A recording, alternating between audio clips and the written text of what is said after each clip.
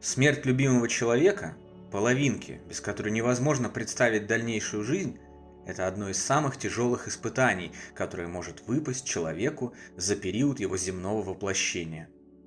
Многие так и не справляются с этим испытанием, погружаются в горе, печаль и депрессию на всю жизнь. Закапывают свои таланты и ставят крест на задачах, с которыми они пришли в этот мир. Другие уходят в иную крайность. Начинают бесконечные попытки заместить тоску по уходу любимого новыми отношениями, женитьбами и замужествами. Всех интересуют вопросы: можно ли и как скоро можно заводить новые отношения после смерти любимого человека? Не будет ли он или она ревновать на том свете? Не будет ли считаться изменой и предательством такой шаг? На эти, безусловно, важные вопросы обществом и религией даются полярные и, как это часто бывает, категоричные ответы. Да, конечно, можно. Им там уже все равно. Все земные привязанности пропадают после перехода в потусторонний мир. Любви как таковой там уже не существует. И нет, ни в коем случае нельзя. Браки заключаются на небесах и не прекращаются со смертью одного из супругов. Вы будете навеки прокляты, если вступите в блуд. За время изучения потустороннего мира, классификации и обобщения тысяч результатов исследований, десятков тысяч сообщений коммуникаторов с той стороны и собственных наблюдений, я пришел к выводу, что, как любила говорить известная дочь офицера, не все так однозначно.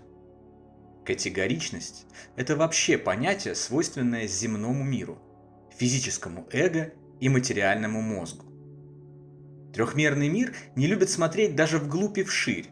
Нам бы решение попроще, попонятнее и побыстрее. И даже на нашем уровне мы понимаем, что все далеко не так просто. Есть пары, которые безумно любят друг друга на протяжении 30-40 лет, доживают вместе до старости и при этом не видят ничего плохого в том, чтобы иногда заняться разными постельными шалостями с другими партнерами. Они не считают такие исключительно физические развлечения изменой или предательством и утверждают, что подобный опыт только помогает браку стать крепче. Кто мы такие, чтобы осуждать их? Бывают и обратные случаи, когда двоим хватает друг друга, и они даже не допускают мысли о том, чтобы пойти куда-то налево. Бывают случаи, когда отношения совмещают в себе оба подхода в зависимости от этапа, на котором они находятся. Кто-то находит свою половинку с первого раза еще в школе, а кому-то для этого недостаточно и 5 попыток. У кого-то отношения протекают идеально, но они разводятся через 3 года, а другие супруги всю жизнь собачатся друг с другом и все равно остаются вместе до перехода на тот свет. Отношения – это всегда история двоих, и только им решать, как их строить. Мои бабушка с дедушкой ругались всю жизнь с первого дня знакомства. Иногда ссоры достигали такой интенсивности, что вся их хрущевка буквально гремела. Летали и разбивались тарелки, крики бабули достигали соседней улицы, грозные дедовы обещания уйти в монастырь смешили случайных прохожих. И все равно, как только ссора завершалась, они превращались в любящих друг друга голубков, мирно воркующих о чем-то своем. Ни о каких изменах или свободных отношениях не могло идти и речи. Так они и прожили более 50 лет, пока дед первым не отправился в путешествие в запределье. А бабушка прожила одна еще 11 лет, а затем последовала за ним. Они неоднократно приходили ко мне во снах, молодые и здоровые, и я уверен, что они и поныне вместе и будут среди встречающих, когда настанет время моего перехода.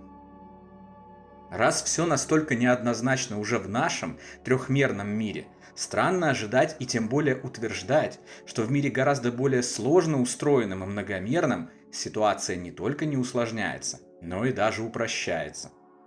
Как мы уже узнали, личность, сбрасывая физическое тело, сохраняет память, черты своего характера, привязанности и суждения.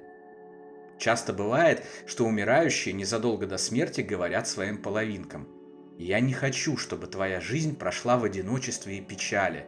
Найди себе кого-нибудь после того, как я уйду. Да, это очень духовный подход, свидетельствующий о безусловной любви и отсутствии эгоизма. Но давайте представим следующую ситуацию. Давайте на минутку вообразим, что мы умерли. Еще мгновение назад мы думали, что это конец. Мы ничего больше не увидим и не услышим, и нам будет все равно, что происходит в жизни любимого человека. Главное, чтобы ему было хорошо. И вот смерть, которая на самом деле просто переход на иную ступень жизни. И мы вдруг осознаем, что это вовсе никакой не конец, что все продолжается, и новая встреча с нашими любимыми, как и продолжение наших отношений, неизбежны. Если на Земле мы не допускали измен и свободных отношений, разве не захотим мы, чтобы все так и оставалось в дальнейшем? Скорее всего, захотим. Ведь мы уже точно понимаем, что очень быстро пролетит некоторое время, и мы воссоединимся. Почему-то принято считать, что изменять мнение в зависимости от обстоятельств и полученного опыта свойственно только живым. Это не так. Усопшие во многом такие же люди, как и мы. Им это тоже вполне свойственно. В литературе можно найти множество достоверных описаний посмертных коммуникаций с умершими женами и мужьями. Например, описывается случай одной женщины, которой муж явился в образе материализовавшегося призрака спустя несколько дней после смерти, сообщил, что у него все в порядке и чтобы она прекратила лить по нему слезы, потому что когда-нибудь они снова встретятся. Перед уходом он добавил: «Только замуж снова не выходи», и растворился. Бывают случаи, когда привязанные к земле усопшие, видя появление в доме нового романтического интереса их половинок, начинают проявлять беспокойство. Стуки, шорохи, сбои в электрических приборах, взрывы лампочек и применяют прочие способы обратить на себя внимание, сообщить о собственном выживании и отвадить пришлого.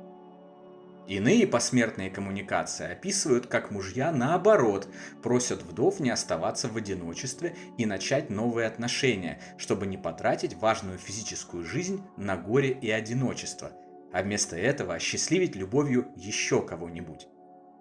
Кто-то из умерших даже специально разыгрывал ситуации, которые приводили к встрече его половинки с новым земным мужем или новой земной женой.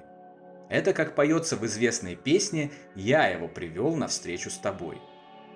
Утверждение о том, что усопшим якобы вообще все равно, потому что на том свете исчезает чувство любви, являются откровенной ложью, так как наоборот, любовь – это самое важное, что существует и имеет ценность в духовном мире.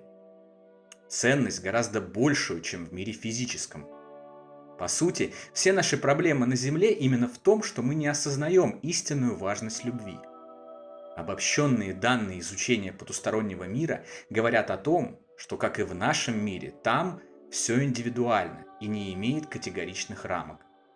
Любовь и отношения – это всегда уникальная история, это всегда дело двоих, а значит только им решать, как продолжать, развивать или завершать отношения. Кто-то, оказавшись по ту сторону, не являясь эгоистом и понимая, как тяжело остающимся, будет только рад, увидев, что вы не погружаетесь в горе, а стараетесь продолжать жить и наслаждаться жизнью, пусть и с другим человеком. Кто-то, напротив, будет не очень доволен, так как ожидает продолжить отношения после вашего перехода. Сам живущий также может относиться к этому вопросу по-разному.